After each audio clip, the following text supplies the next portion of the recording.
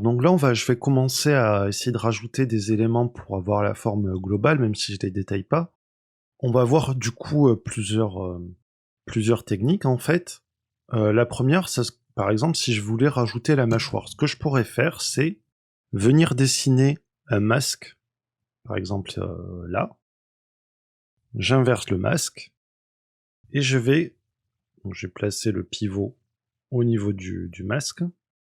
Et du coup, je pourrais déplacer les points. Désolé, j'ai fait tomber stylet. Donc je pourrais déplacer les points et venir par exemple avec la mise à l'échelle réduire, déplacer, etc. Et comme ça, voilà, ça me fait la forme de la mâchoire. Sauf que ça va venir me gêner quand je vais vouloir faire les intérieurs. Ou alors je vais devoir masquer tout ça. Mais bon, à la limite, bon, maintenant que c'est fait, on va le laisser comme ça.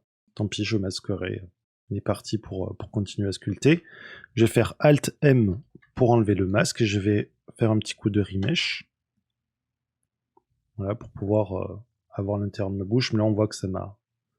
Au niveau de détail n'a pas assez élevé, ça m'a fait des petits raccords là où je voulais pas.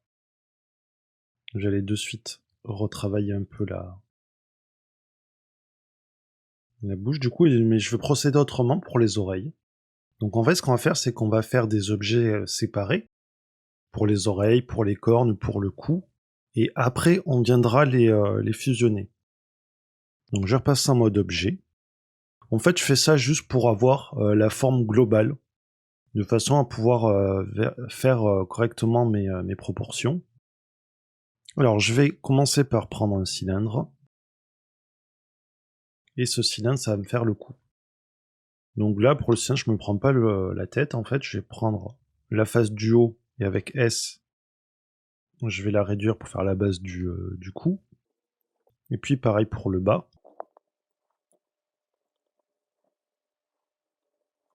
Voilà, comme ça je sais que c'est mon cou. Et puis mon cou, comme ça, je peux le travailler indépendamment. Et après, j'aurai qu'à venir, entre guillemets, faire les raccords. Voilà, il me faut maintenant rajouter les cornes.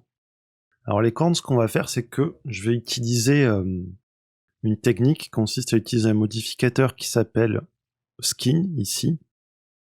Alors ce qu'on fait, c'est je vais rajouter un plan. Et ce plan, je passe en mode point, je vais fusionner tous les points. Je vais faire Alt M. Donc je fusionne au centre. Et on va ajouter un modificateur Skin. Et en fait, ce que fait le modificateur Skin, c'est qu'il crée en gros des faces autour de notre point. Et du coup, je vais pouvoir venir m'en servir juste en ayant un point. Là, si je passe en mode fil de fer, j'ai un point. Si je fais une extrusion avec E, voilà, j'en ai fait deux, on voit du coup que je peux venir faire une forme intéressante, surtout si j'ajoute un subdivision surface par derrière. Là, que je vais mettre en viewport, je vais le mettre à 2. Et puis je vais rajouter un modificateur miroir qui me permet d'avoir la symétrie. Alors moi, j'ai fait un petit plugin qui me permet du coup d'ajouter, voilà, là j'ai fait Add Skin Object, et ça me rajoute un point tout seul avec Skinify, subdivision surface déjà tout prêt. Donc c'est pas compliqué, si ça intéresse des gens, je pourrais le partager. Je suis pas du tout développeur, mais ça c'était assez simple à faire. Et donc ce qui est intéressant avec le modificateur skin, c'est qu'on peut définir la taille des différents points avec CTRL A. Je vais pouvoir venir rétrécir, vous voyez ici, donc je CTRL A, et donc je peux rétrécir ou agrandir ma taille. Donc je vais venir positionner donc les cornes qui partaient de là à peu près. On va les faire partir un peu sur le côté. Et puis ce qui est bien aussi là, donc voilà, j'ai fait CTRL A, mais je voudrais agrandir un petit peu mes autres points autour. Donc ce que je vais faire, c'est que je vais activer l'édition proportionnelle en utilisant Connected Only. Et si je fais CTRL A maintenant, on voit qu'il y a les autres points autour qui s'agrandissent aussi. Ou alors l'édition proportionnelle, normalement quand vous travaillez avec la souris, vous pouvez la changer avec la molette. Et vu que sur le stylet il n'y a pas de molette, vous pouvez utiliser les raccourcis qui sont page up et page down. Donc page haut et défilement page haut et bas sur les claviers. Vous savez, ces flèches haut et bas qui sont au-dessus de la croix. Voilà, et comme ça me permet de faire facilement ce petit effet entortillé. Alors vous embêtez pas à le faire hein, si vous l'avez pas sur votre concept initial. Voilà, c'est juste que moi ça me plaît bien d'avoir cette forme. On peut faire des biseaux aussi. Voilà, donc ce qui est bien en utilisant le skin, c'est que voilà, on s'embête pas avec avec le géométrie, on a juste des arêtes et des points. Là, je vais subdiviser.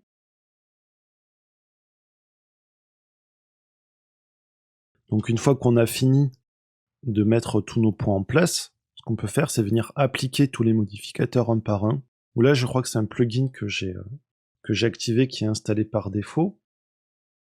Donc je crois que c'est celui-là, voilà, Modifier Tools, oui, c'est lui. Qui donc permet voilà, d'avoir juste un bouton qui est Apply All. Ou Toggle Stack qui permet d'ouvrir ou de fermer tous les modificateurs. Ou bien de les masquer tous d'un coup, donc c'est pratique, et surtout de les appliquer tous d'un coup.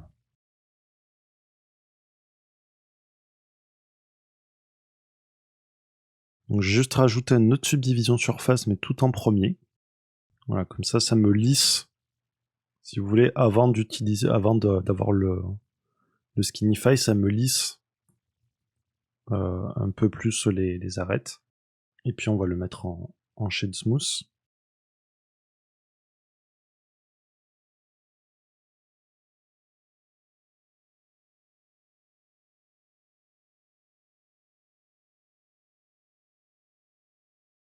Voilà, qu'est-ce qu'il me faudrait placer encore? Bah, les oreilles.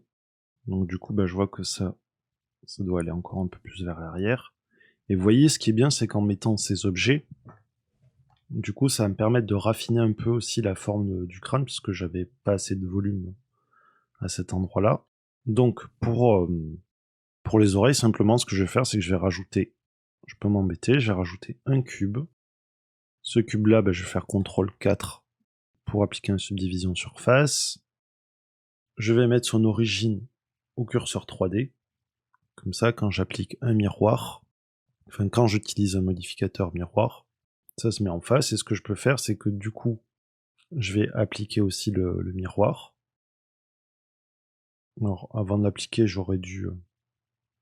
j'ai été bête, j'aurais dû juste modifier un peu la forme de base de mon oreille. Donc, je vais faire un petit CTRL Z.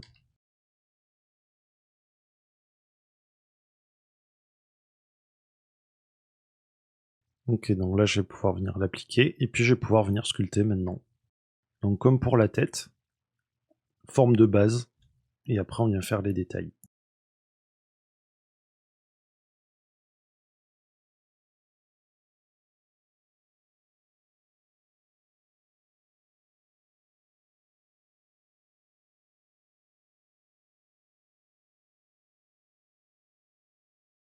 Voilà, donc là, je reprends la tête et puis je vais venir rajouter de la matière. Rajouter de la matière. Je vais venir encore déplacer mes points. Voilà, comme ça, de cette façon, je vais pouvoir sculpter après le départ de mes cornes, donc le trou d'où sortent les cornes. Voilà, donc est-ce que je suis satisfait? Est-ce que ça ressemble à mon illustration? Pour l'instant, voilà, je vois que l'oreille, il faut que je l'arrondisse un peu, il faut encore que je retravaille l'œil, mais ça commence à être assez quand même, à être assez ressemblant. Peut-être on va gonfler un peu les joues. Et après, il faudra revenir rajouter encore des espèces de mèches de cheveux et de fourrure. Mais voilà, donc on va continuer un petit peu tout ça. Donc ce que je vais faire, c'est que je vais essayer de passer peut-être en mode timelapse en essayant de commenter un petit peu. Mais ce qui va se passer à partir de maintenant, c'est que je vais petit à petit diminuer ici le voxel size. Donc là, je suis à 0,4. Je vais peut-être pas commencer par passer à 0,2. Comme ça va doubler ma résolution. Et ainsi de suite pour pouvoir ajouter des détails.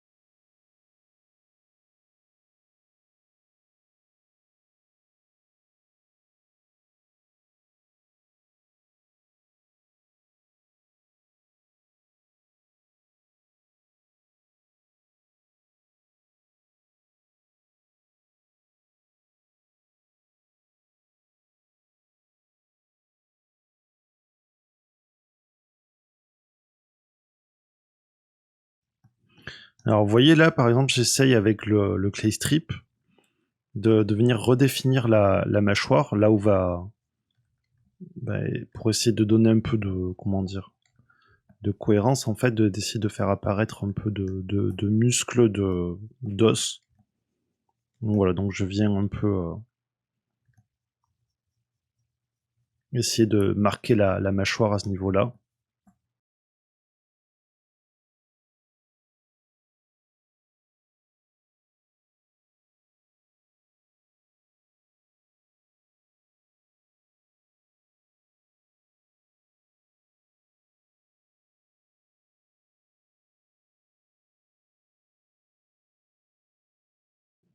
Alors là, je vais utiliser l'outil Crease. L'outil Crease, en fait, il va permettre de faire des sillons tout en rapprochant les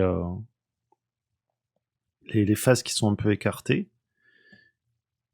Et ce qui est intéressant aussi avec cet outil, c'est que si je fais l'inverse, donc si j'appuie sur CTRL, on va pouvoir venir marquer certaines zones, vous voyez, comme ceci, pour avoir quelque chose d'un peu plus, des zones un peu plus marquées. Puis avec l'outil Scrap Pix, je vais venir aplatir un peu tout ça. Et donc ça permet, voilà, de venir donner un peu plus de caractère. Donc un petit coup de crease inversé. Puis vous pouvez aussi après venir relisser par derrière. Là par exemple, je sais que donc je vais faire un remesh. Et je vais venir m'en servir ici pour marquer un peu plus l'arête du naso, de la narine.